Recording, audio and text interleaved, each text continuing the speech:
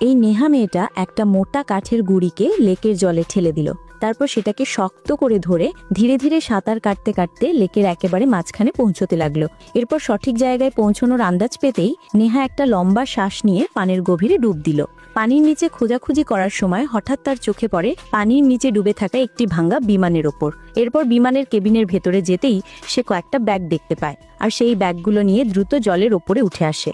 ঠিক তখনই জঙ্গলের ভেতর থেকে একটা ভাল্লুক বেরিয়ে এসে তার খাবারগুলো খেতে শুরু করে। নেহার কাছে আর কোনো উপায় ছিল না, কিন্তু পরিস্থিতি তখন আরো ভয়ঙ্কর হয়ে ওঠে যখন ভাল্লুকটা অন্য কিছু একটা দেখতে পায় এবং সে ধীরে ধীরে লেকের পাড়ের ওপর পড়ে থাকা একটা মানুষের দিকে এগিয়ে যেতে থাকে। এই দৃশ্য দেখে নেহা ভয় পেয়ে ভাল্লুকের মনোযোগ সরানোর জন্য জোরে জোরে চিৎকার করতে থাকে, কিন্তু ভাল্লুকটা নেহার দিকে একবারও তাকায় না। এরপর ভাল্লুকটা ওই পড়ে থাকা লোকটাকে শুকতে শুরু করে, আর অনেকক্ষণ শুকার পরে ভাল্লুকটা বুঝতে পারে যে লোকটি আর বেঁচে নেই। তাই সে লোকটাকে খাওয়ার ইচ্ছে ছেড়ে দিয়ে সেখান থেকে চলে যায়।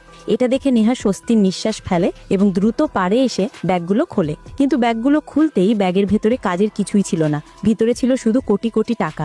এই টাকাগুলো দেখে সে ভাবতে লাগলো যে এই বেকার টাকাগুলো দিয়ে সে কি করবে।